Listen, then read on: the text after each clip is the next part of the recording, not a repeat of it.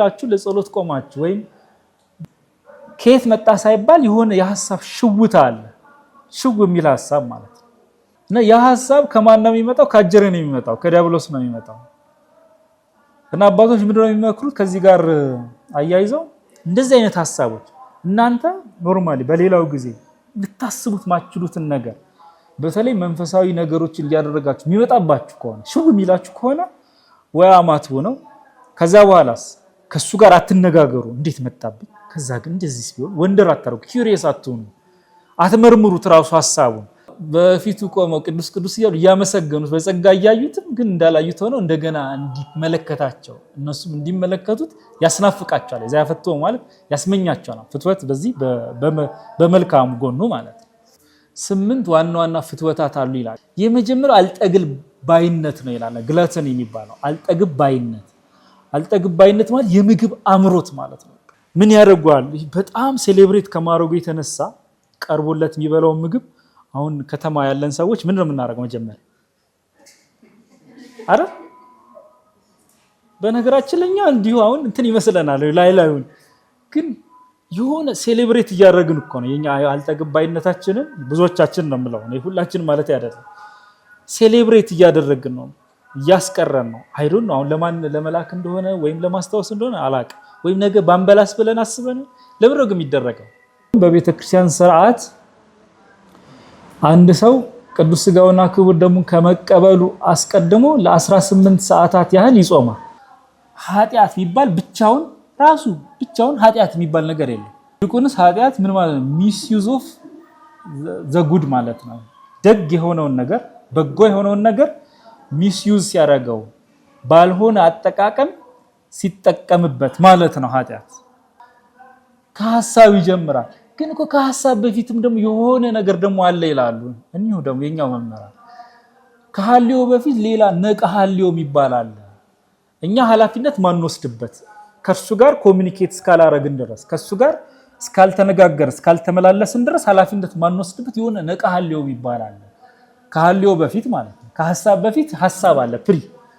እውነተኛው ደስታ የሚገኘው ከእግዚአብሔር ጋር እግዚአብሔርን እየፈለጉ እያገኙ እየፈለጉ እያገኙ እያዩ እያላዩ እያዩ እያላዩ ውዳሴ ከንቱ ለምሳሌ በጣም የሚፈትነው ሰው በአንድ በሁለት በሶስት በአራት ሰው መወደስ በቂ ነው ለሱ። በፍጹም ከተቻለማ ሁሉ ሚዲያ ላይ ሁሉ መጥቶ እንዴት አላታመሰግኑኝ ሁሉ ሊል ይችላል። እና ኃጢያቶች መጀመሪያ በምን ይሰራሉ ይላሉ አባቶች? በሐሳብ ይሰራሉ ነው። በነገራችን ይታሰባሉም አይደለም ይሰራሉ። መከታተሉ ቢኖር ጥሩ ነው። ባለፈው ስለምን አንስተን ነበር? ሰው የተፈጠረበትን ዓላማ አነሳናል። ከዛ ነው የተነሳነው። ከዚያ በኋላስ ሰው ከተፈጠረበት ዓላማ በምክንያት ወጣልን። በኃጢአት ምክንያት። ኃጢአት ምንድነው አለን? ህመም ነው አለን። የኃጢአት መድኃኒቱ ምን ነው አለን? ንስሐ ነው፣ ክርስቶስ ነው፣ ምስጢራት ናቸው አለን። እነሱም ብዙ ጊዜ በመድኃኒት አንቀጽ ነው የሚነገሩት አለን። በመድኃኒት መልኩ ነው የምንወስዳቸው አለን። ከንስሐ ጋር ራሱ ተያይዞ የምንቀበለውን ቀኖና ምንድነው አለን? ቅጣት ነው አለን ወይስ ህክምና ነው አለን? ህክምና ነው። በሙሉ ወጥነት አለው ማለት ኮንሲስተንት ነው። እና ኦርቶዶክሳዊ መንገድ ኦርቶዶክሳዊ መንፈሳዊ ህይወት ሳክራሜንታል ፓርቲሲፔሽን ያ ማለት የምስጢራተ ቤተክርስቲያን ሱታፌና የትህርምት ስራዎች ተዋህዶ ነው አለ አላለ። ከመጀመሪያው ጊዜ ጀምሮ ያነሳናት ማንን ለያት ነገር ይችነች። እንደው በተለያዩ አገባቦች ልንገባ እንችላለን እንጂ በየጊዜው መደምደሚያችን እሷ ነች። ያ ማለት ሰው መጸለይ ጥሩ ነው፣ መጸለይም አለበት፣ መጾምም አለበት፣ ሌሎችም ስራዎች መስራት አለበት። ግን ደግሞ ወደ ቤተክርስቲያን ምስጢራት ካልተጠጋ ብዙም አይጠቅመውም ማለት ነው። ስለዚህ ለድህነት የሚሆነው ለህይወት የሚሆነው ከሰውነት ውስጥ ክፉ የሚባሉ ነገሮችን ከአምሮቶች ከፍትወታት ጀምሮ ዛሬ እነሱን ነው የምናነሳው። እነሱን በጾም በጸሎት በስግደትና በሌሎች መንፈሳዊ ስራዎች እያስወገደ በክርስቶስ ጸጋና ረድኤት ራሱ ክርስቶስን በምን በኩል ሲያስገባ ነው ብለናል? በምስጢራት በኩል አይደል? ከጥምቀት ጀምሮ ጥምቀት ክርስቶስን መልበሻ ነው። ክርስቶስ የኛ ልብስ የሚሆንበት ነው ማለት ነው። ይሄም የሆነ አይነት ተምሳሌታዊ ሜታፎሪካል የሆነ አገላለጽ አይደለም። የእውነት መንፈሳዊ ረቂቅ ልብስ ይሆንልናል ማለት ነው ስንጠመቅ። እንደ ቅዱስ ጳውሎስ ትምህርት ከዚያም ደግሞ ከተጠመቅን በኋላ የምንቀበለው ከዚያም በኋላ ንስሐ እየገባን የምንቀበለው ቅዱስ ሥጋውና ክቡር ደግሞ ማንን ወደ ሰውነታችን የምናስገባበት ነው ያለው ክርስቶስን ማለት እና እንደውም በቤተክርስቲያን ሥርዓት አንድ ሰው ቅዱስ ሥጋውና ክቡር ደግሞ ከመቀበሉ አስቀድሞ ለ18 ሰዓታት ያህል ይጾማል። 18 ሰዓት ያክል አለመብላትና አለመጠጣት ማለት ምን አይነት ስሜት አፋችን ላይ እንዲሰማን ያደርጋል? የምሬት አይነት ስሜት። ወዳችን ባዶ ይሆናል፣ አፋችን ደግሞ ይመራል እስከዚያ ድረስ ማለት። ምክንያቱም አሁን አዲስ ሰማያዊ ሙሽራ ክርስቶስን በእኛ ውስጥ ልንቀበል ስለሆነ ማለት ነው። አንድ በሌላ በኩልም ስንመለከተው ጌታችንና መድኃኒታችን ኢየሱስ ክርስቶስ ክብር ይግባውና የተቀበረበት መቃብር ሌላ ሰው ያልተቀበረበት መቃብር ነው። በሐዲስ መቃብር ተቀበረ ይሉናል መምህራንም ሊቃውንት። በሐዲስ መቃብር ያልተቀበረ ማለት እርሱ ቀድሞም ሰው ሲሆን እርሱ የገባባት ማህፀን ሌላ ሰው ገብቶባታል። እመቤታችን ከክርስቶስ ሌላ ልጅ የላት። ልክ ሰው ባላደረበት ማህፀን አድሮ ተጸንሶ እንደተወለደ ከ9 ወር በኋላ ሲቀበርም በሐዲስ መቃብር ነው የተቀበረው። ስለዚህ እኛም በቅዱስ ሥጋውና በክቡር ደሙ ክርስቶስን በጸጋ ስንቀበለው ወደ ሰውነታችን ከምንም ነገር ነፃ መሆን ስለሚገባው እንጾማለን። ሁለቱን አሁን ማስተዋል አለብን። እየገባው ነው ወደ ትምህርት ገባው አይደል ማለት ስጋባ እንዴ ሁለቱም እዚህ ጋር መጥተዋል። የትህርምት ስራም እዚህ ጋር መጥቷል። ጾም ምንለው ምስጢራተ ቤተክርስቲያን መሳተፍ ምንለው ደግሞ መጥቷል። ከጾሙ በኋላ ከ18 ሰዓታት በኋላ ምን ተቀብለናል? የክርስቶስን ቅዱስ ሥጋውን ክቡር ደሙ። ሁለቱ አይነጣጠሉም ማለት እንለያቸው ካልን መንፈሳዊ ህይወታችን ሚዛኑን ይስታል ማለት ነው። ሰው ዝም ብሎ እየጾመ ብቻ መኖር የለበትም። በነገራችን መናፈቅ አለበት፣ መፈለግ አለበት። መፈለግ ካልቻለ መናፈቅ ካልቻለ ችግር አለበት ማለት ነው። በመንፈሳዊ አኳኋን የሆነ አይነት ዲፎርሚቲ ያለው ማለት ነው። የሆነ አይነት መጠገን ያለበት ብልሽት አለበት ማለት ነው። ዝም ብሎ እየጾመ እንደው ይሄ ምግብ አለመብላት ወይም ከምግብ መከልከል ለአንዳንድ ሰዎች ቀለል ሊል ይችላል፣ ወይም የተለመደ ሊሆን ይችላል፣ ለምዳውት ሊሆን ይችላል፣ እንደ ሀቢት ዝም ብሎ እየጾም አመት ይመጣል፣ አመት ይሄዳል፣ አመት ይመጣል፣ አመት ይሄዳል። እንደዛ እየሆነ ግን ወደ ቅዱሱ ምስጢር ወደ ቅዱሱ ጠረጴዛ ለመቅረብ ሳንቀርብ አለመቅረባችን ብቻ አይደለም ለመቅረብም ሳንፈልግ ሳንናፍቅ ከሆነ ዝም ብለን አመታትን የምናሳልፈው የሆነ አይነት የመንፈሳዊ ሚዛን መዛባት አለ ማለት ነው። እና በዚህ የአንድምታ ሊቃውንት ማለት የቤተክርስቲያን ሊቃውንት መምህራን ፍልሰታ ጾም ላይ ሲተረጉሙ ካስታወስን ነጽር የሚልበት ቦታ አለ። ዲያቆኑ ነጽር ልክ እግዚኦታ አካባቢ ማለት ነው። እግዚኦታ መዳረሻው ጋር ነጽር ይለዋል። ከዛ በፊት ዲያቆኑ ለህዝቡ ነበር የሚናገረው፣ ወይ በትእዛዝ መልክ በመመሪያ መልክ ወይም ደግሞ የሆነ አይነት በምክር መልክ ማለት ነው።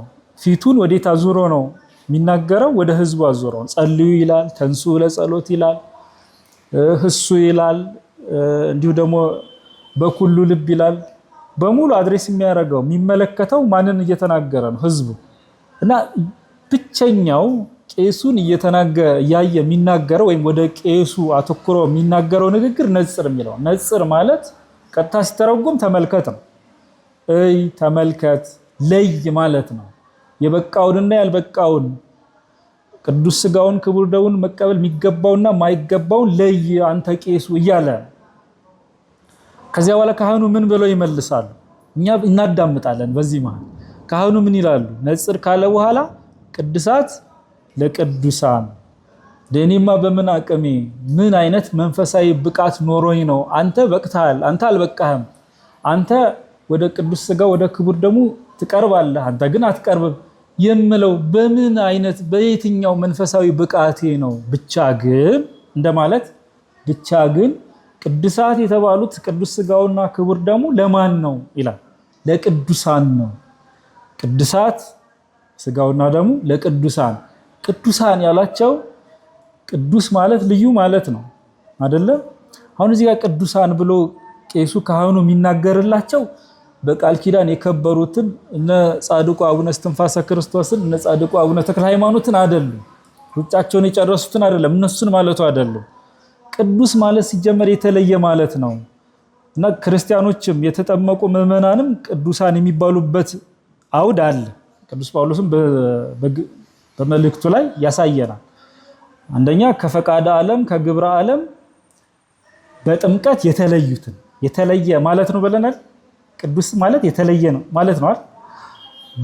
በምን የተለዩትን መለያቸው ጥምቀት ይሆንላቸዋል። አንድ ሁለተኛውና እዚህ ላይ ካህኑ የሚናገረው ግን ከኃጢአት ከግብረ ኃጢአት ከኃጢአት ስራ በንስሐ የተለዩትን ምን ማለት ነው? ንስሐ የገቡትን።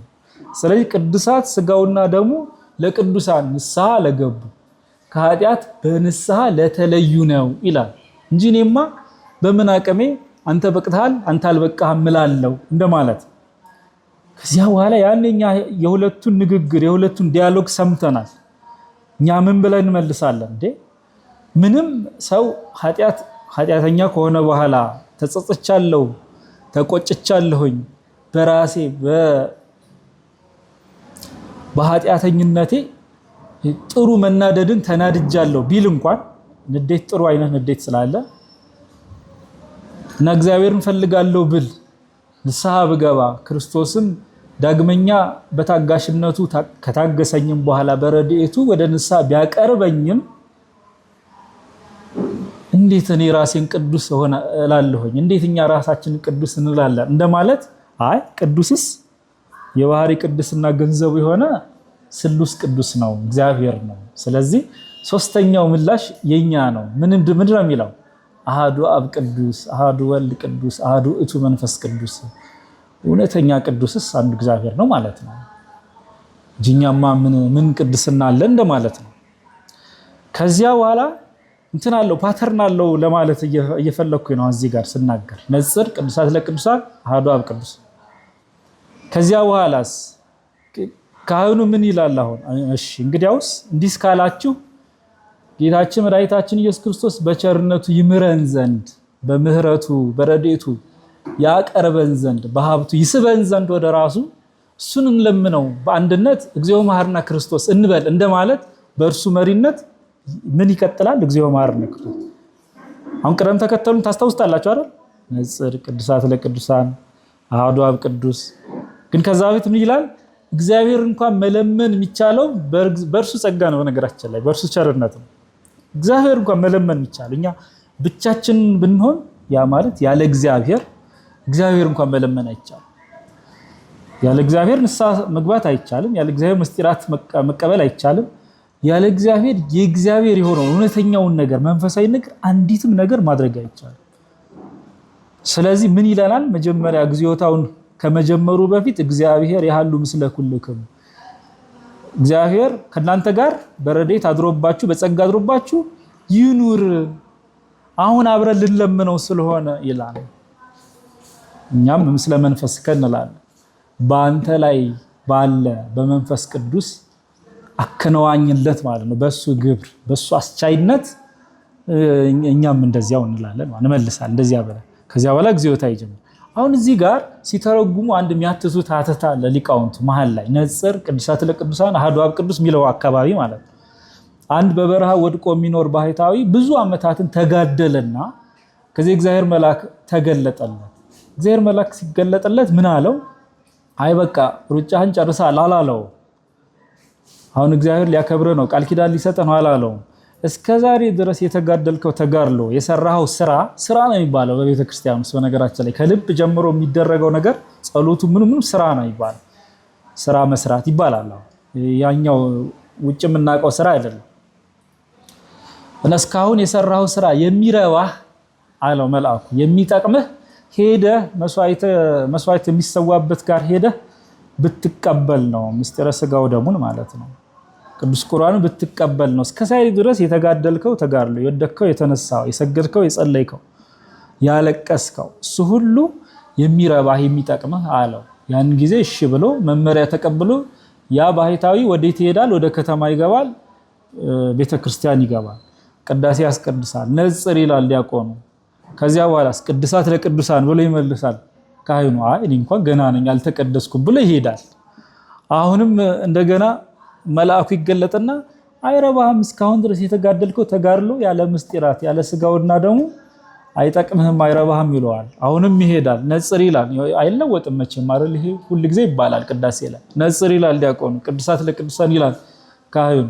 አይኔማ ገና አልበቃሁም ብሎ ይመለሳል። መጨረሻ ላይ ግን እሱ ራሱ ምን ይለዋል ነው ይመልሰውና እንዲቀበል ያደርገዋል ነው መልአኩ በእግዚአብሔር ረድኤት ማለት።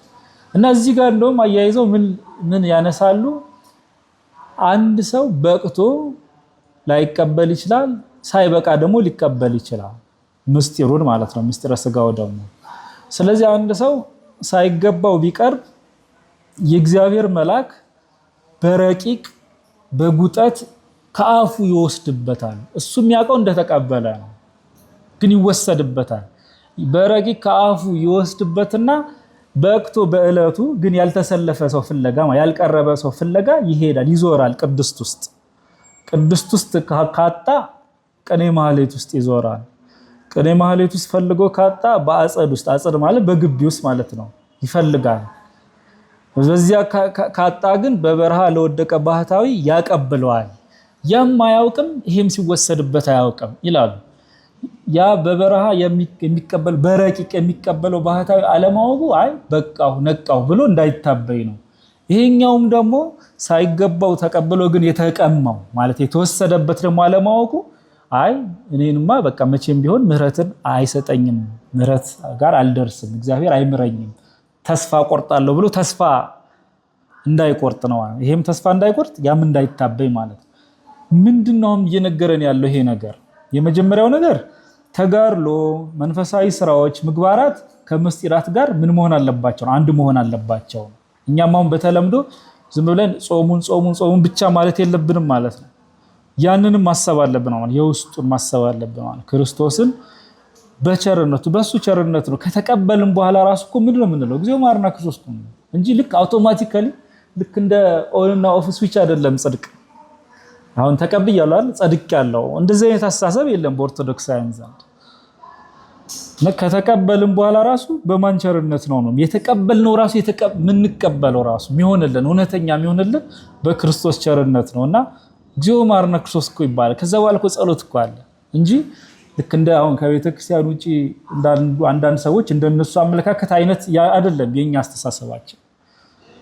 ሁሉ ጊዜ ይሄ ምንድነው ነው ኑሯችን ነው መሆን ያለበት። መንፈሳዊ ህይወትም ደግሞ ይሄው ነው በነገራችን። እና አንዳንድ ጊዜ ዕውቀታዊ ብቻ አድርገናል፣ የጥቅስ ጉዳይ ብቻ አድርገናል። እና አንድ ሰው ኦርቶዶክሳዊነትን የኦርቶዶክሳዊ ህይወትን ካልኖረ ኦርቶዶክሳዊ አይደለም። የዛሬ 30 ዓመት 40 ዓመት 50 ዓመት ተጠምቀን ሰርቲፊኬት ሊኖረን ይችላል፣ ስም ተሰይመን ሊሆን ይችላል። እሱ በራሱ ስታቲክ አይደለም ማለት ነው። ምንድነው ማለት ነው? እየወደቁ መነሳት ነው። እየወደቁ ማለት በሰባዊ ድካም ቢወድቁ እንኳን ግን በማን ቸርነትና ረድኤት መነሳት ነው? በክርስቶስ ቸርነትና ረድኤት መነሳት ነው። ስለዚህ በዛ መሃል ግን ህይወትን የእውነት ትንሽም ቢሆን እንድናያት እንድንቀምሳት የሚያደርገን ራሱ ክርስቶስ ነው። ቀመሱት ስለተባለ ማለት እሱ ራሱ ተቀምሶልናል እኮ የሚቀመስ ሆኗል። የሚታይ ብቻ አይደለም የሚሆነው፣ የሚዳሰስ ብቻ አይደለም የሚሆነው፣ የሚቀመስም ሆኗል። ጣዕሙ ከመታይምሩ ከመሄር እግዚአብሔር ቸር እንደሆነ ቀመሱት፣ ቀምሳችሁ እቁት ብሏል። ለምሳሌ ቀድሞ ቅዱስ ዳዊት በመዝሙር 33 ላይ የሚቀመስ ሆኗል ማለት የእግዚአብሔር ቸርነታው የሚቀመስ ነው፣ ሐሳባዊ አይደለም። እና ይሄም ባህታዊ የተመከረው ምክር ይሄው ነው።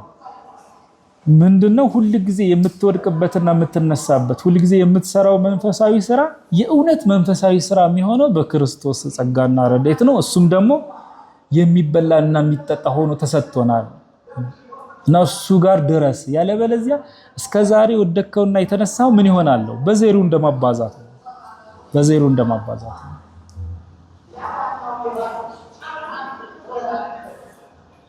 መናፈቅ አለበት ማለት ነው ሰው። አሁን በዚህ በመዝሙረ ዳዊት መዝሙር 61 ላይ አምላኬ ገይሳቤከ አቤቱ አምላኬ ወደ አንተ ገሰግሳለሁ። ወደ እግዚአብሔር መንገሰግሰው ምን ለማግኘት ነው? ራሱ እግዚአብሔርን በስጋ ካላገኘ ነው ምን ለማግኘት ዝም ብሎ እንደዚህ ስለማይባል ማለት ነው። በጸሎት እንገሰግሳለን በልመና ግን ምን ለምነው ራሱ ጊዜያዊ ነገር ብቻ ነው ወይ ምን ለምነው ስለ ጊዜያዊ ነገር ፈጽሞ አይለመንም የሚል ሐሳብ የለም በቤተ ክርስቲያን ውስጥ። ግን ሰው ተስሎ ያውቃል የራሱ ምስጢራትን ለመሳተፍ ስዕለትን ተስሎ ያውቃል። ብዙ ጊዜ የምንሳላቸው ስዕለቶች እንዲሁ ከታዘብን አውደ ምሕረት ላይ የሚቀርቡ ምስክርነቶች ብዙዎቹ ጊዜያዊ ናቸው። ብዙዎቹ እውነት ነው ሰውን ያስጨንቁ ናቸው። እውነት ነው እግዚአብሔርም ቸር ነው። ለትንሹም ለትልቁም ጭንቀታችን ይደርስልናል በቅዱሳኑም በኩል እውነት ነው። ግን ደግሞ የኛ ጥያቄዎች ራሱ ምን ላይ እንደሚያጠነጥኑ በዛው ምን አመላካች ነው አይደል? ኢንዲኬተር ነው። ምን ሰማው በየአውደ ምሕረቱ ላይ ብዙ እንደዚያ ነው እንጂ አሁን ምስጢራትን ስለመሳተፍ ሚናፍቃለ ወይ አለ። ግን እንደው እንደ ቁጥራችን እንደ መማራችን ጉባኤ እንደ መመላለሳችን እንደዚያ ስናረጋለን ነው ሲባል ሌላ ጥያቄ። ሁላችንም ወለ ስላሴም ወለተ ስላሴ ምን መልሰው ነው ማለት በየራሳችን እና ግን ምንድነው ሚዛናዊ መሆን አለበት። ሚዛናዊ ማለት የእውነትም ሁለት አክናፍ ሊኖረው ይገባል ማለት ነው። የኛ ህይወት በግራና በቀኝ ያሉ ክንፎች ከሌሏት ያቺ እርግብ ከአንድ ቦታ ወደ አንድ ቦታ በራ ልደርስ ትችላለች እንዴ? አትደርስም። ስለዚህ ሰው ጾሙን ብቻ መመካት የለበትም። ጸሎቱን ምናልባት ጸሎትም ካለው ማለት ነው። ጸሎት ራሱ ሌላ ጉዳይ ነው፣ እንመጣበታለን። እንዲህ ጧትና ማታ መጽሐፍ ይዞ ቆሞ የሚጸልየውን ጸሎት በሱ መመካትና እንዲህ ርፍ ማለት የለበትም። ሁሉ ጊዜ ትክክለኛው አይነት መቃተት ሊኖረው ያስፈልጋል። እና እዚሁ የመዝሙረ ዳዊት ክፍል ላይ ምን ይላል? ጸማት ነፍሴ ለከ ይላል። አቤቱ ነፍሴ አንተን ተጠማች ይላል። እግዚአብሔር የሚጠጣ ስለሆነ ነው። በነገራችን ላይ በአንድ በኩል የሚጠጣ ስለሆነ ተጠጥቶ የሚያረካ ስለሆነ ማለት ነው። ይኸው ቅዱስ ዳዊት መዝሙር 22 አለ እግዚአብሔር ይጠብቀኛል፣ ወይም በአንዳንድ የመጽሐፍ ቅዱስ ቅጆች እግዚአብሔር እረኛዬ ነው ብሎ የሚጀምረው ማለት ነው። እግዚአብሔር ይጠብቀኛል የሚያሳጣኝም የለም፣ በለመለመ መስክ ያሳድረኛል፣ በዕረፍቱ ዘንድ ይመራኛል ይላል። ስለ ምስጢራት ብቻ ነው የሚናገረው። በነገራችን ላይ እግዚአብሔር ይጠብቀኛል እረኛ ነው። እረኛ መጠበቅ ከክፉ ብቻ አይደለም፣ ከአውሬ ከተኩላው ብቻ አይደለም የሚጠብቀው። እረኛ ከረሃብም ይጠብቃቸዋል። አሰማርቶ የሚበላ ወዳለበት ምግባቸው ወዳለበት የሚያሰማራቸው እሱ ነው። ስለዚህ እግዚአብሔር በዛ መስሎ ነው ቅዱስ ዳዊት የሚናገረው። እሱ ራሱ እረኝነቱም ስለሚያውቀው በዚያ ይመስላል እግዚአብሔር።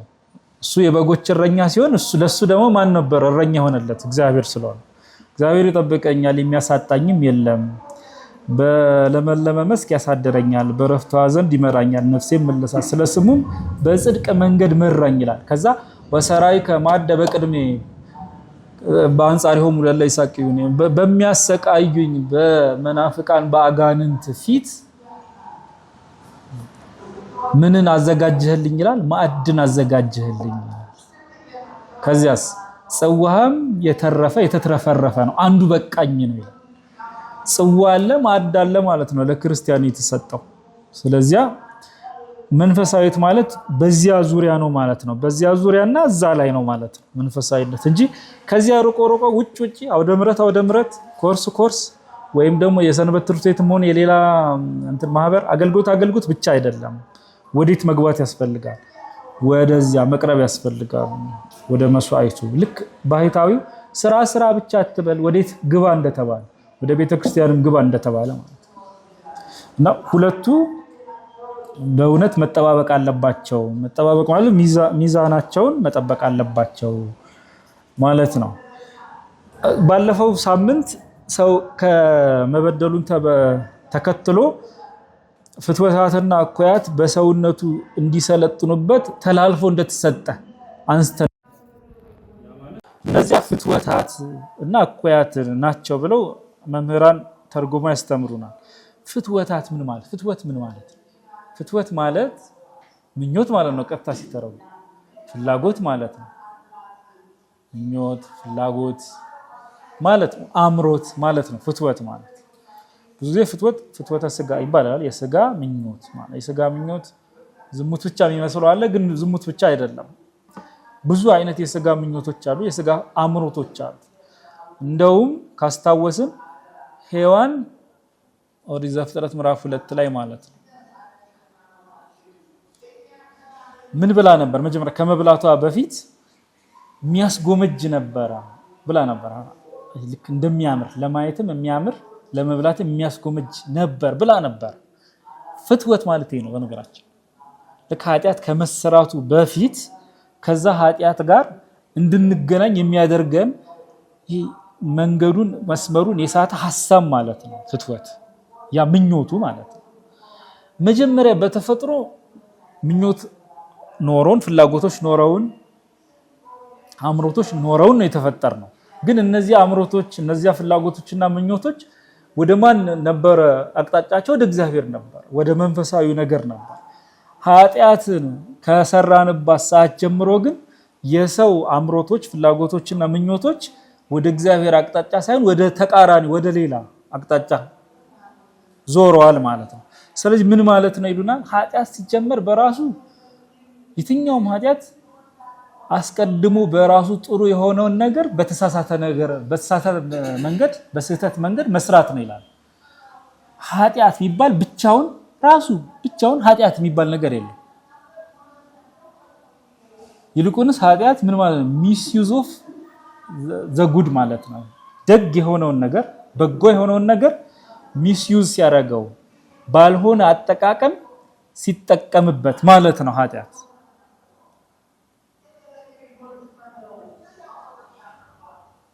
ለምሳሌ ዝሙት ለምሳሌ ብንወስድ ዝሙት ግብሩ አለ አይደል ሩካቤው በህግ ለኖሩ ሰዎች ለባልና ለሚስት ምን ነው እንደም የተባለ ንጹህ ነው እንደም የተባለ መኝታው ንጹህ ነው መኝታው ማለት መኝታው ላይ ቢደረገው ማለት ነው ንጹህ ነው ተባለ ከህግ ውጪ ግን ቢያረጉት ዝሙት ተባለ ሚስዩዝ ሲሆን ማለት ነው ወይ ጊዜውን ሳይጠብቅ ወይ ሁኔታውን ሳይጠብቅ ወይም ደግሞ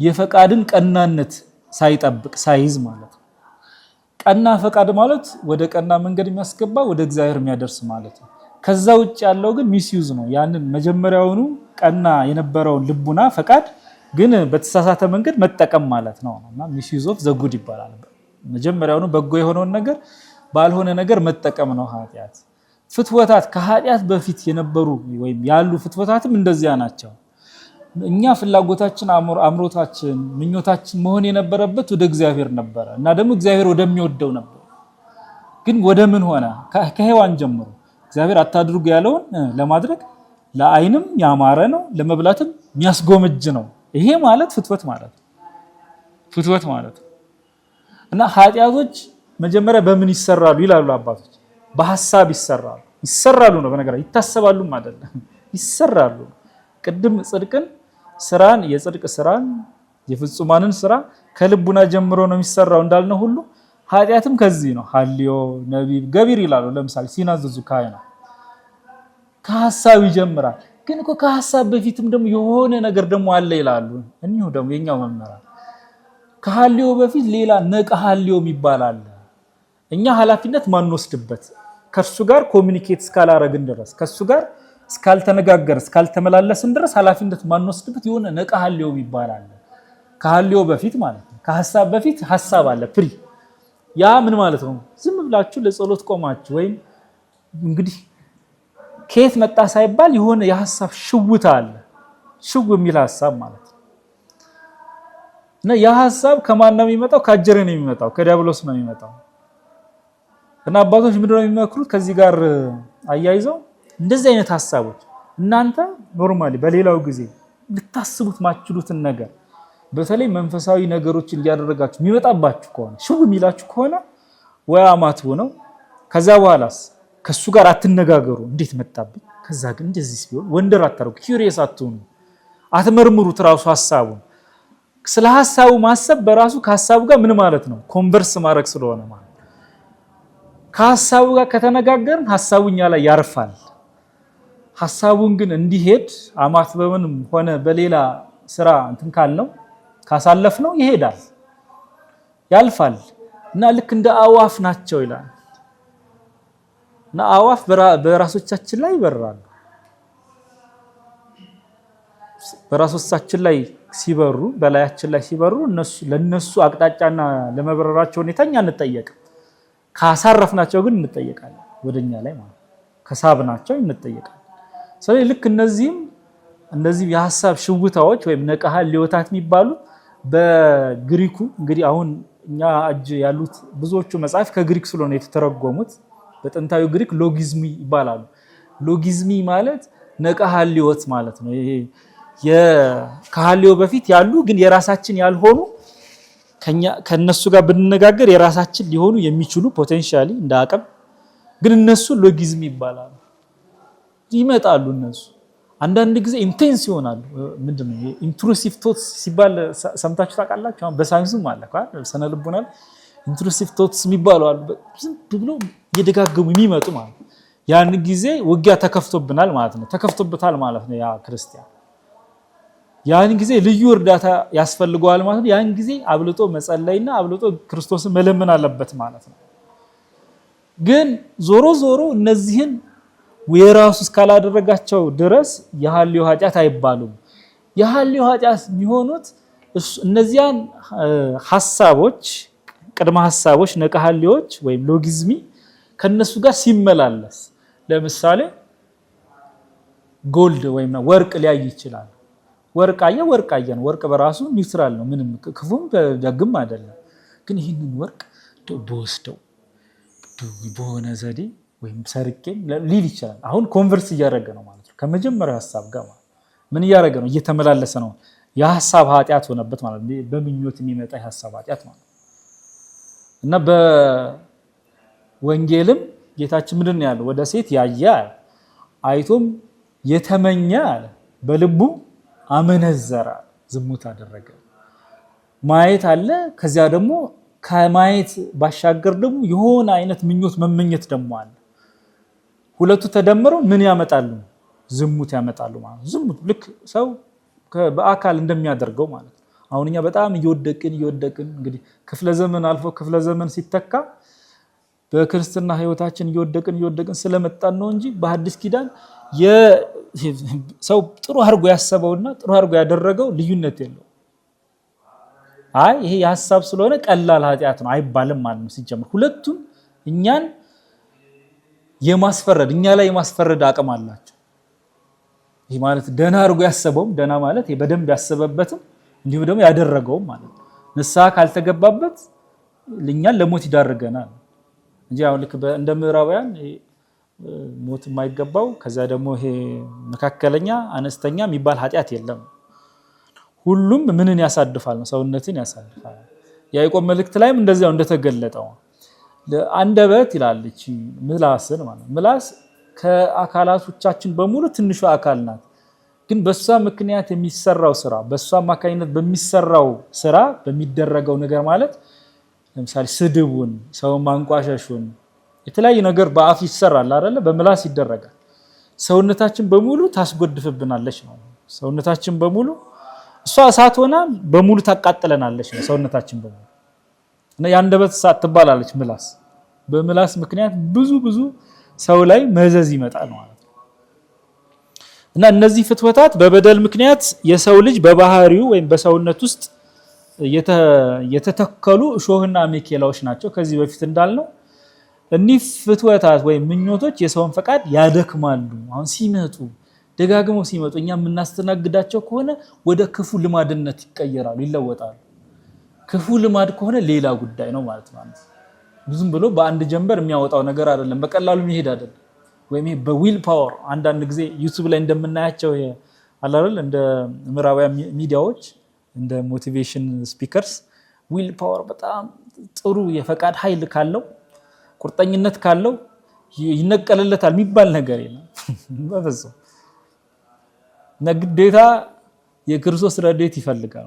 የክርስቶስን ረድኤት ለማግኘት ለመቀበል ደግሞ ለዛ ዝግጁ መሆን መክፈት አለበት እጆቹን እነዚህንም እጆቹን የውስጦቹንም እጆች እንጂ ልክ አሁን ጧት ሌላ ማታ ሌላ አይነት ግብር አይነት አሰራር ካለው የተቃረነ አይነት አኗኗር ካለው በፍጹም ከነዚህ ፍትወታትና አኩያት ሊወጣ አይችልም ማለት ከነዚህ ክፉ ልማዶች ሊወጣ አይችልም ማለት እና ፍትወታት ሊረካ የማይችል የሰው ውሳጣዊ ፍላጎቶች ናቸው ይላል ደግሞ አንዱ የቤተክርስቲያን ሊቅ መክሲሞስ የሚባል ሊረካ የማይችል ለምን ቅድም ብለናል ሚስ ዳይሬክት ሲደረጉ አይደል ፍትወታት የሚሆኑት በጎጂ መልኩ እንጂ ተፈጥሯችን ወዴት መሄድ ነበረ ወሰን ወደ ሌለ ወደ እግዚአብሔር መናፈቅ ነበር ሁሉ ጊዜ ለዘላለም እንደዚያ መኖር ነበር እየረኩ አለመርካት ውስጥ መግባት ነበር እየረኩ ማለት በበጎ እግዚአብሔር ደግሞ ማይወሰን ስለሆነ ደግሞ አለመርካት እየረኩ አለመርካት ግን በበጎ ማለት ስለዚህ አሁን ሚስ ዳይሬክትድ ሲሆኑ ወዴት ይሆናል ወደ ታች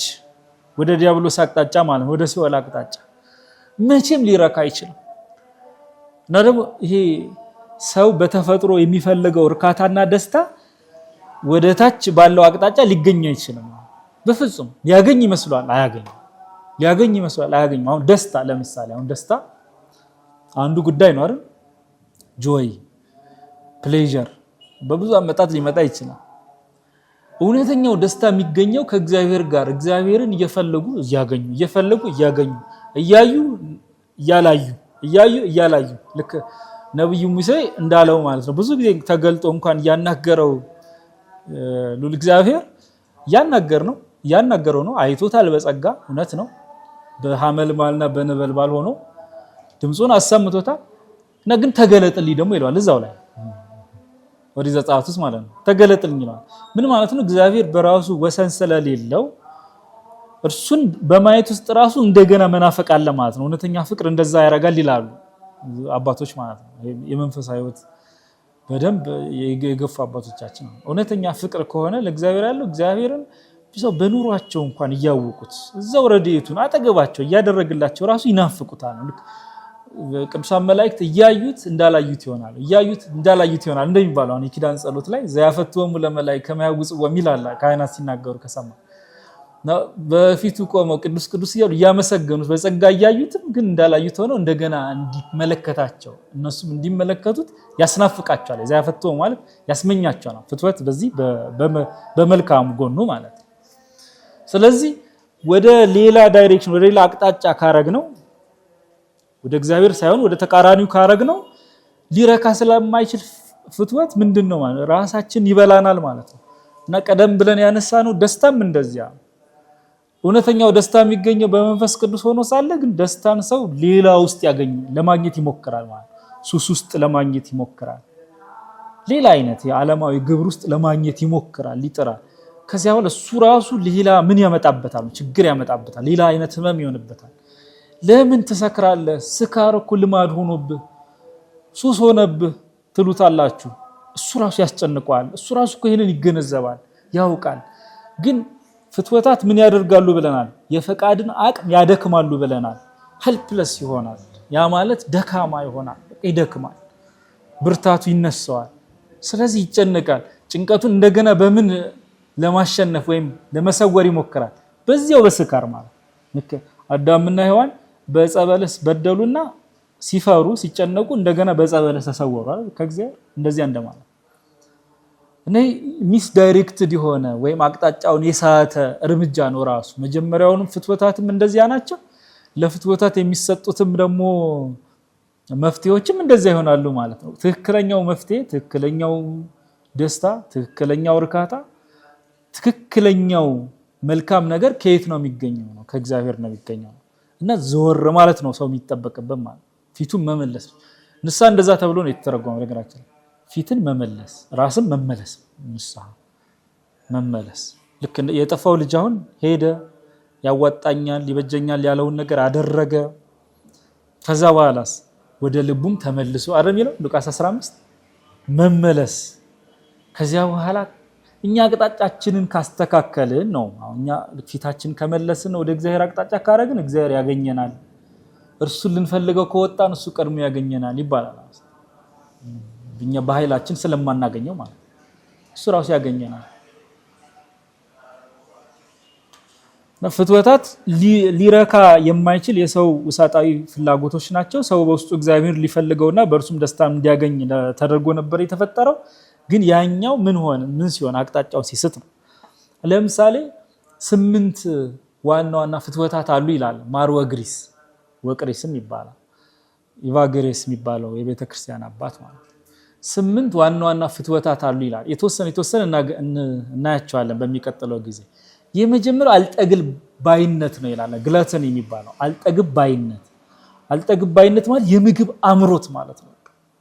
አሁን ይሄ ደግሞ ይሄ ፍትወት ምን ላይ ነው ኢላማውንም ያደረገው ታርጌት የሚያደርገው ምግብ እንትና ማረኝ ያለ ሆድ ሲጠይቅ ብቻ መላክ ማለት ነው። ይሄ የመጀመሪያው በጣም እንደውም ታችኛው ደረጃ ላይ ያለው ፍትወት ወይም ፈተና ነው። እና ይሄንን የሚመለከት ጋኔን አለ በነገራችን ላይ ማለት በዚህ ልክ ይሄንን ፕሮጀክቱ አድርጎ ስራው አድርጎ ሰው በዚህ ፍትወት እንዲወድቅ ተክቶ የሚሰራ ማለት ነው ጋኔን አለ ዲመን። ከዚያ በኋላስ ምን ያደርጋል ሰው በዛ አልጠግባይነት ውስጥ እንትን ሲል ጾም አይታሰብም። ሰው ደግሞ ሲበላ በነገራችን ላይ ምግቦች ጠባዮቻችን ይለውጣሉ። በነገራችን ላይ እናውቃለን ይሄን ምግብ ጠባይን ይለውጣል። ስለዚህ አሁን እንደዚህ እንድንበላቸው የሚፈቀዱልን ምግቦች አሉ ከኦሪቱ ሕግ ጋር ጀምሮ ማለት ነው ተያይዞ የመጣ እንዳንበላቸው ደግሞ የሚታዘዝ ምግቦች አሉ። ዝም ብሎ ራንደም አይደለም ማለት ነው። ዝም ብሎ ከዚህ በመለስ አትብሉ ከዚህ በመለስ ብሉ የተባለ አይደለም ይታሰበበት ነው ማለት ነው። እና አንዳንድ ምግቦች በራሳቸው በባህሪያቸው አንዳንድ እንስሳት የተከለከልናቸው ማለት ነው የቶሎ ብለው ሰውን ወደ ራሳቸው ጠባይ የመለወጥ እንትን አላቸው። ከዚያ በኋላ ከተፈቀደልን እንኳን እኛ ጾም ላይ የማንበላው ደግሞ እንቀንሳለን አይደል? ትርምት ማለት እሱ ነው ማረም። ከዛ ደግሞ አሁንም በመንፈሳዊ ሰው ትንሽ እድገት ሲያመጣ በጾም ውስጥ ደግሞ ከተፈቀዱለትም ደግሞ ምን ይላል ይቀንሳል። ከቀረቡለት ይከፍላል ራሱ ግማሹን ይበላል ማለት ነው። ከፊለ ህብስት የሚባል ትውፊት አለ በአባቶች። ከአንድ እንጀራ ቢቀርብ ግማሹን መብላት ግማሹን መተው ማለት ግማሽ ቢቀርብ ሩቡን መብላት ሩቡን መተው ማለት ይሄ ማለት ምን ያህል ራስን መግዛት እንዳለ ነው የሚያመለክተን። በነገራችን በተቃራኒው አልጠግባይነትስ ይበላል ይጨምራል ይበላል ይጨምራል ዲዘርታል ይበላል። ከዛስ እንደውም አሁን ምን ያደርጓል በጣም ሴሌብሬት ከማድረጉ የተነሳ ቀርቦለት የሚበላው ምግብ አሁን ከተማ ያለን ሰዎች ምን ነው የምናደርገው መጀመሪያ አረ በነገራችን ለኛ እንዲሁ አሁን እንትን ይመስለናል ላይላዩን ግን የሆነ ሴሌብሬት እያደረግን እኮ ነው የኛ አልጠግባይነታችንን ብዙዎቻችን ነው የምለው ነው ሁላችን ማለት አይደለም ሴሌብሬት እያደረግን ነው እያስቀረን ነው አይዶን ነው አሁን ለማን ለመላክ እንደሆነ ወይም ለማስተዋወስ እንደሆነ አላቅ ወይም ነገ ባንበላስ ብለን አስበን ለምንድነው የሚደረገው እና ለምግብ ይሄን ያህል ኦብሰስድ መሆን ማለት ነው። በነገራችን ላይ አሁን ጋኔሉ ሲሪየስ ነው። እኛ ራንደምሊ እያደረግን በአጋጣሚ እያደረግን ሊመስለን ይችላል።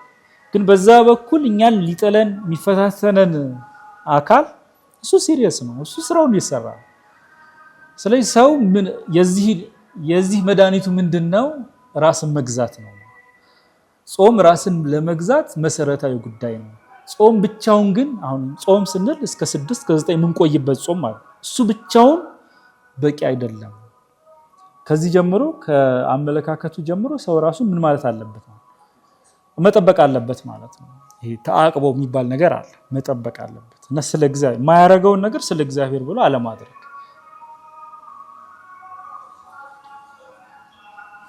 እና ከዚህ ጋር ተገናኝቶ ካልጠገባይነት ጋር ተገናኝቶ ቅዱስ ኒለስ የሚባል የቤተክርስቲያን አባት አለ እና ሆድ ቢልኩለት ማይሞላ ባህር ነው ይላል። አይሞላም። የሞላ ይመስላል ወዲያው ይከዳል። ደግሞ ይከዳል ወዲያው አይቶ እንዳላየ ይሆናል ማለት እንደገና ይልኩለታል እና ያ በሆድ በኩል ያለው አምሮታችን እየሰፋ ነው የሚሄደው። በነገራችን ላይ እየሰፋ ይላል። አሁን በመንፈሳዊ አውድ አነሳ ነው በሚበልጠው አውድ አነሳ ነው እንጂ በሳይንሱም ይሄ የሚደገፍ እኮ አይደለም ማለት ነው። ሰው ዝም ብሎ በተከታታይ በመሃል የሆነ ኢንተርሚተንትሊ ፋስት ካላረገ ካልጾመ ይባላል ለተለያዩ አይነት ህመሞች ራሱን ያጋልጣል ነው። ስኳር ምን እኮ ይሄ ነው አይደል እንዴ? ዝም ብሎ በየ4 ሰዓቱ በየ3 ሰዓቱ ሚልክ ከሆነ ወደ ሆዱ ሲጠይቀው የሚመልስለት ከሆነ ሌላ ጉዳይ ነው እና ይገለበጣል ማለት ነው። ሆድና ህሊና ቦታ ይቀያየራሉ። ህሊና መግዛቱን ያቆማል፣ ህሊና ይገዛል። ህሊና ልክ አእምሮት ሲነሳ ብቻ ምን አድራጊ ይሆናል? አቅራቢ ይሆናል፣ ወይም ማቅረቢያ መንገድን ፈላጊ ይሆናል። ገዢ ደግሞ ማን ይሆናል? ሆድ ይሆናል ማለት ነው። ሆድ ይሆናል ገዢ አምላክ ይሆናል ማለት አምላክ ማለት ገዢ ማለት ወደ አምላኩ ይኮናል ማለት ነው። ከዚያ በኋላ እና እዚህ ጠቢቡ ሰለሞን ከዚሁ ጋር አያይዞ የሚናገረው አለ። መጽሐፈ መክብብ ምዕራፍ 1 ቁጥር 7 ላይ ፈሳሾች ሁሉ ወደ ባህር ይሄዳሉ ባህር ግን አይሞላም ይላል። ይሄንን ነስቶ ነው ይሄን ወስዶ ነው ቅዱስ ኒለስ ባልጠግብ ባይነት የተረጎመው። ፈሳሾች ማለት ውሆች ወዴት ይሄዳሉ? ወደ ባህር ይሄዳሉ ባህር ግን ይሞላል አይሞላም። እና አምሮታችን ስለማይጠግብ ነው። ሆዳችንማ ለጊዜው ይጠግባል። አምሮታችን ግን በራስን በመግዛት ምን አላልነውም አላቀብነውም አልጠበቅነውም ልጓም አልተበጀለትም አልተደረገለትም። ስለዚህ አምሮት ደግሞ ሁሉ ጊዜ ምንድነው ይፈልጋል ማለት ነው። እና በተለያየ መልክ ይመጣሉ እንጂ እነዚህ 8ቱ ፍትወታት ውስጥ ያሉት አምሮቶች በተለያየ መልክ ነው የሚመጡት። አዎ ግን ማይረኩ ናቸው ማይደረስባቸው ናቸው። መጥገብ የማያውቁ አምሮቶች ናቸው እነዚህ መጥገብ የማያውቁ አምሮት። አሁን ለምሳሌ ውዳሴ ከንቱ አሁን 6ኛው እሱ ነው 7ኛው ትዕቢት ነው። ውዳሴ ከንቱ ለምሳሌ በጣም የሚፈትነው ሰው በአንድ በሁለት በሶስት በአራት ሰው መወደስ በቂ ነው ለሱ። በፍጹም ከተቻለማ ሁሉ ሚዲያ ላይ ሁሉ መጥቶ እንዴት አላታመሰግኑኝ ሁሉ ሊል ይችላል። አንዳንድ ሰው እንደዛ ይላል እንዴት አታመሰግኑኝ የኛ ሰው ማመስገን አያውቅም ሁሉ ሊል ይችላል። ሰው በውዳሴ ከንቱ በዚያ ጋር ሲቀጠቀጥ ማለት ነው። ልክ ክብርን ከእግዚአብሔር ሳይሆን ከጊዜያዊ ከሚያልፈው ከሰው ልፈልግና ላገኝ ሲል ማለት ነው። እና አይረካም። አንድ ሰው አይደለም 1 ሚሊዮን ሰው ቢያመሰግን አይረካም። 50 ሚሊዮን ሰው ቢያመሰግን አይረካም። 100 ሚሊዮን ሰው ቢያመሰግን አይረካም።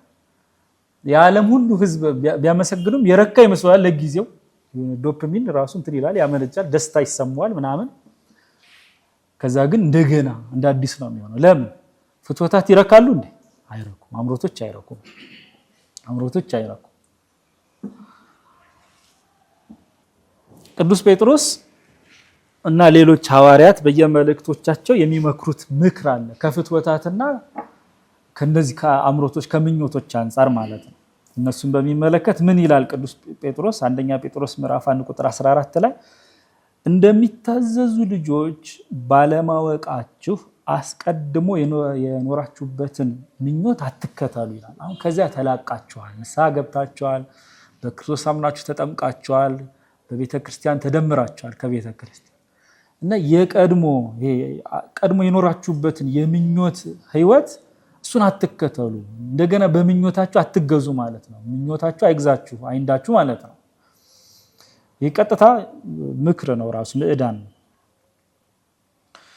እንዲሁም ደግሞ እዚህ በያዕቆብ መልእክት ምዕራፍ 4 ቁጥር 1 ላይ በውጭ ስላሉ ውጊያዎቻችን ያነሳና እነሱ መነሻቸው በውስጥ ያለ ውጊያ ነው ይላል። በውስጥ ያለ የሆነ ያልተሳካ ያረካ ምን ስላለ ነው አለ ምኞት ስላለ ነው ፍትወት ስላለ ነው ይላልና በእናንተ ዘንድ ጦርና ጠብ ከወዴት ይመጣሉ ይልና ይጠይቃል። ከዛ ይመልሳል በብልቶቻችሁ ውስጥ ከሚዋጉ ከነዚህ ከምኞቶቻችሁ አይደለምን ይላል። እርስ በርስ የምትጣሉት እርስ በርስ የምትዋጉት እርስ በርስ በጠላትና የምትነሳሱት እኮ መጀመሪያ ቤት ጠላት ስለተነሳባችሁ ነው ይላል። በብልቶቻችሁ ማለት በሰውነታችሁ ውስጥ እነዚያ ምኞቶች ጠላት ሆነው ስለተነሱባችሁ እነሱን ስላላረቃችሁ ስላልጠበቃችሁ ራሳችሁን ስላልገዛችሁ በእውነተኛ መንፈሳዊነት ማለት ነው እነሱን መስመር ስላሳይዛችሁ ስለዚህ ሰው ምን ይሆናል ማለት ነው ነው ሁሉ ጊዜ ሰው እንደዛ ነው የሚቆጣ ሰው። ለምሳሌ አሁን 4ኛው ፍትወት ቁጣ ጥሩ ቁጣም አለ መጥፎ ቁጣም አለ። ተሙ የታብሱ ይላል አይደል ቅዱስ ዳዊት። ተቆጡ ግን አትበድሉ ይላል። ተቆጡ ግን አትበድሉ ማለት መልካም ቁጣ አለ ተክሳጽን ለማመልከት ነው። አትበድሉ ማለት ሌላ እሱን ጨርቃም እንዲህ ብላችሁ አትናቁ አታቃሉ አትሳደቡ ማለት። ቁጣ ግን የሚፈቀድበት ጊዜ አለ። ጌታም ተቆጥቷል። ጅራፍ አበጅቶ ከምኩራብ አስወጥቷል አይደል እየገረፈ ያ የሚገባ ቁጣ። ብዙዎቻችን ደግሞ የምንኖርበት ማይገባ ደግሞ ቁጣ አለ። ልክ የራስን ክብር ከመሻት አልተከበርኩም ከማለት ማለት ከራስ ወዳድነት ኢጎ ብቻ ከዚህ ጋር በተያያዙ ምክንያቶች ሰው ሊቆጣ ይችላልና ሰው ለምንድን ነው የሚቆጣው? ከመቆጣትም አልፎ ለምንድን ነው ሰው ለዱላ የሚጋበዘው ሲባል መጀመሪያ ውስጡ ምን ሰላም ስላልሆነ ነው። በነገራችን ውስጡ ራሱ ጸብ አለ። ያ ጸብ ስለዚህ ያንን ጸብ ያወጣዋል ነው ወደ ውጭ። ውስጡ ሰላም የሆነ ሰው ከሌላ ሰው ጋር አይጣላም። በነገራችን ውስጡ ሰላም ከሆነ እንዴት ከሌላ ሰው ጋር ጸብ እንዴት ጠላትነት ሊያደርግ ይችላል? ስለዚህ ምን ይባላል መጀመሪያ አሁን ልክ አውትዋርድሊ እንዲ በአፋ በውጪ እዛ ሰው ላይ ከማተኮር አንድ ሰው እርማቱን ለመውሰድ ከፈለገ የእውነት ወደ ማን ነው ማየት ያለበት? ወደ ራሱ ወደ ውስጡ ከባቢ ነው ማየት ያለበት ማለት ውስጡ ሰላም ካደረበት ነው። ያንን ሰላም ማግኘት በአንድ ጀንበር የሚሆን አይደለም። ብዙ ጊዜ ከባድ ነው። አዎ የተከታታይ የመቃናት መንፈሳዊ እርምጃዎችን ይጠይቃል። እውነት ነው። የክርስቶስ ጸጋና ረድኤት የግድ ያስፈልጋል። እውነት ነው። ግን ውስጡ ሰላምን ካገኘ በኋላ ሰው እንደው ከውጭ እንኳን ቢመጣ ጸብ እሱ አይጎዳም። የሰማዕታትን በዚያ ነው የምናየው። በነገራችን ላይ ሰማዕታት መጀመሪያ በሰውነታቸው ማን አድሯል? ሰላም ክርስቶስ አድሮባቸዋል። ስለዚህ ጸበኛ አላዊ ንጉስ ቢነሳባቸው ጦር ቢሰብቅባቸው ቢያዘምትባቸው ሰላማቸው ይወሰዳል እንዴ? አይወሰድም። ለጊዜው አንገታቸው ሊቆረጡ ይችላሉ፣ ወደ እሳት ሊገቡ ይችላሉ። እንደዚህ እሱን ሁሉ በአኮቴት በምስጋና ደስ እያላቸው ይቀበሉታል። ግን በመሰረታዊነት ማን ስላላቸው? ሰላም ስላለ። ሰላም ከሌለማ በቃ ተሸበር ነው።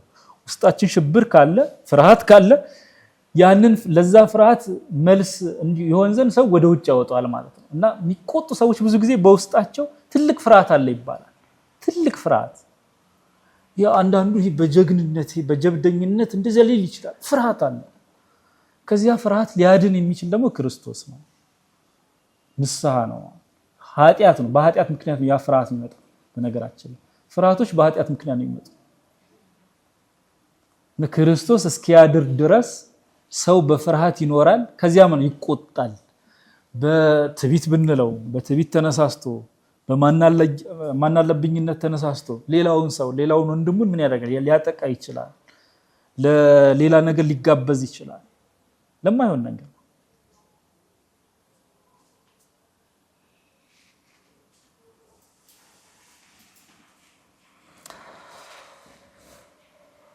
እና ቅዱስ ያዕቆብ ይሄንን በሚመለከት ነው በእናንተ ዘንድ ጦርና ጸብ ከወዴት ይመጣሉ? ከብልቶቻችሁ ውስጥ ከሚዋጉ ከነዚህ ከምኞቶቻችሁ አይደለምን? ይላል። በሚቀጥለው ጊዜ እነዚህን ፍትወታት 8ቱን ወደ ማየት እናልፋለን ማለት ነው። ስለነበረን ጊዜ አምላካችን ስሙ የተመሰገነ። ወስብሐት ለእግዚአብሔር።